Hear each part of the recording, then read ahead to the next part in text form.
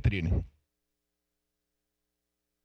Colegas vereadoras, vereadores, obrigado pelo espaço, meu vice-presidente João Ex, pessoal que está aqui com nós, pessoal comunitário, trabalho comunitário aqui no plenário da casa.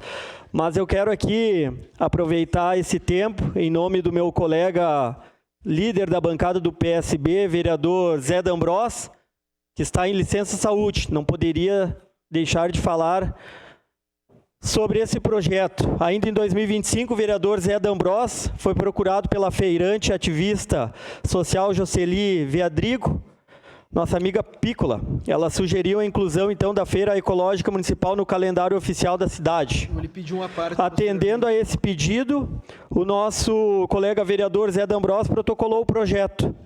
Incluir a Feira Ecológica de Caxias do Sul no calendário oficial de eventos do município é reconhecer o trabalho espetacular realizado por esses produtores. É também garantir o local, o horário e a frequência de funcionamento, que acontece sempre aos sábados, pela manhã, das 6h30 às 11h30, na Praça das Feiras, ali em São Pelegrino. A aprovação deste projeto de lei representa, além de um justo reconhecimento da cidade para com a feira, que completará no sábado, dia 16 de maio de 2026, 28 anos de funcionamento. Fortalecimento de uma iniciativa que carrega intensa identidade cultural e afetiva com a nossa comunidade.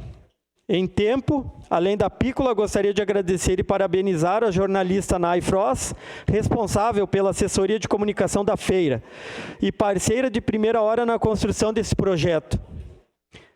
Está na essência deste trabalho a valorização dos produtores que cultivam com dedicação aquilo que chega à nossa mesa. Com sua parte, vereador Cláudio Libardi. Pediu a palavra, lhe agradeço profundamente. Tive a oportunidade de ser o relator desse projeto. Queria cumprimentar o senhor e o vereador Zé D'Ambrós, a bancada do PSB, o Adam Heck pela propositura. Eu que tenho a oportunidade de estar todo sábado na feira. É um tema importante, ainda mais com as diversas alterações que nós vamos ter na Praça das Feiras no próximo período. É isso, então. Eu queria aqui só ocupar esse espaço para representar meu colega vereador Zé D'Ambrós, e ele deixa aqui uma frase: Feira Ecológica de Caxias do Sul, comida de verdade da lavoura para a cidade. Então, por hoje era isso, presidente. Obrigado, vereador Wagner.